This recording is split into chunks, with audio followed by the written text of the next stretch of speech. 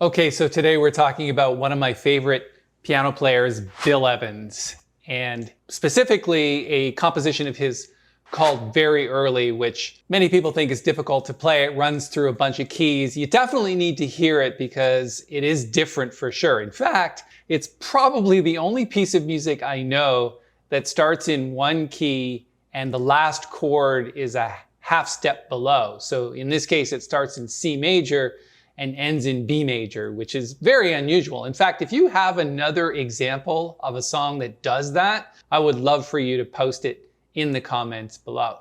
So what we're gonna do is play the tune for you. I'm gonna play the head a couple of times, play some solos, and I think you should really hear how it goes. It's a waltz, a jazz waltz, and then we're gonna come back, talk about it. There's some things that I really want to point out about it, but if you're really looking for something to challenge you, especially the more advanced players, this is definitely going to be right up your alley. And let me play it for you, and then we'll come back and talk about it.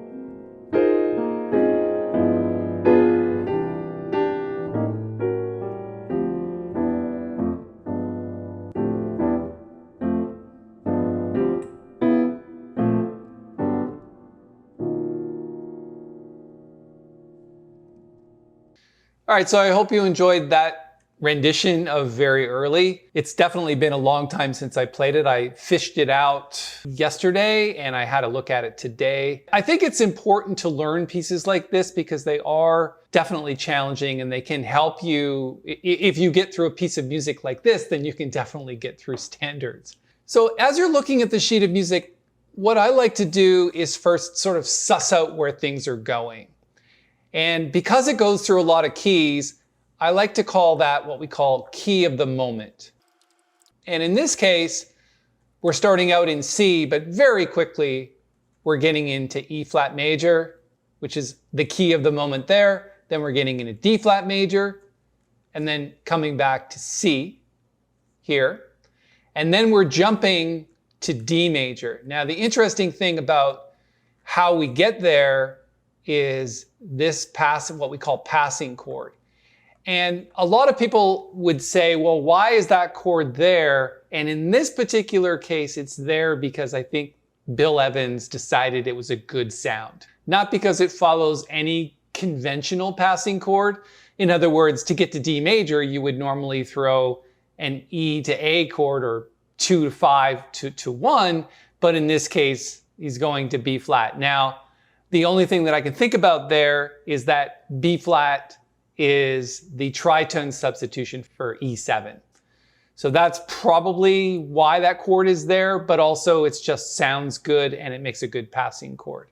So it stays in D then for a while, and then it jumps back into D flat major here. So those are the keys of the moment or the destination chords that we're heading to. Now, the other interesting thing about this, and I'll play a little bit of an example of this, is that you've got the melody notes, which have to be part of the chord, especially when you're playing solo piano. But the other thing is they're hinting at the actual chord voicings that you should be playing. So, for example, B flat 13 is not part of the melody. So this is the 13th of B flat, but the melody is these two notes.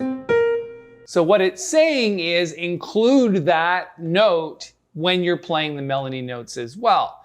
And that's a good thing to think about because the arranger here, or the guy who wrote the lead sheet, is basically saying, here's what Bill is playing here. So as a piano player, you're not just looking at the melody note, but you're also looking at the suffix of the chord. And in this case, like I said, the writer of the lead sheet is basically telling you through the suffix what should be in the chord. So if you're looking at C major 7, obviously that's up to you.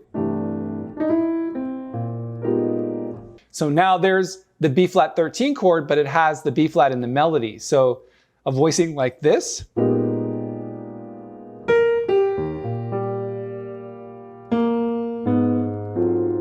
Now that voicing I really want to focus on because it appears in lots of places. So it's got the A, which is the flat 9, as part of the suffix. So that's not only in the suffix, but it's also part of the melody itself. But also at the same time, you've got a 13 in there. So the 13 is this note. So you've got those two notes on top here, like that, but you also got a C here that I would put. So that sounds like this. Just such a lovely sounding chord.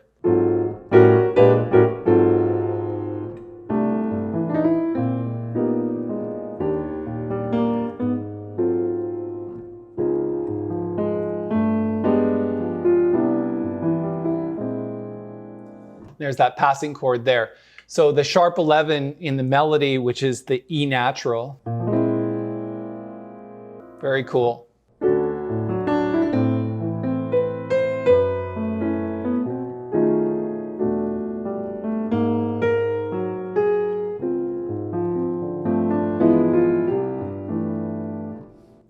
So I'm going to do more on these chord voicings in another video. I'm going to take a whole other video and just sort of talk about the voicings themselves.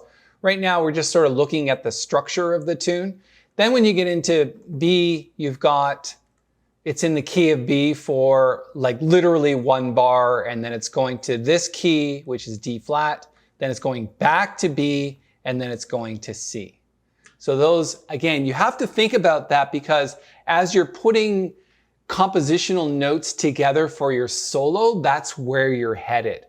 So for example, let's start at the B section. I would maybe play some kind of B major triad or scale or something.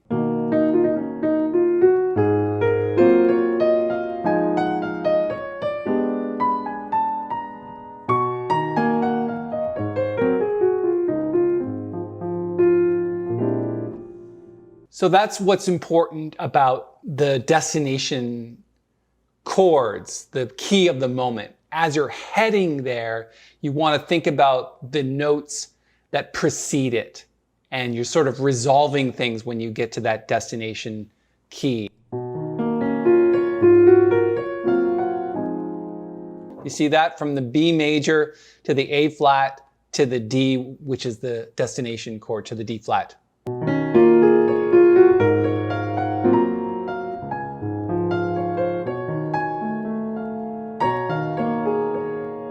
Okay, so that's what's really interesting about this song. It's a very well written song, but also it plays compositionally into the fact that if you learn these types of chord structures, that's really going to help you with lots of other tunes. So I hope you enjoyed this tutorial. I'm going to do another 10, maybe 12-minute video talking about the soloing over very early, and I'm going to maybe explain a little more detail some of the chords. So let's end this one for now. If you have any questions or comments about what we talked about, just post them below. Post the time at which it happened. Say, hey, Paul, what did you do at 2 minutes and 3 seconds? Just look on the YouTube video where that is, and people have been doing that before, so that's really helpful, and then I can explain what I'm doing there. Okay, I hope this was fun for you. If you would consider giving this video a thumbs up, that'd be really awesome. Thanks so much for your time.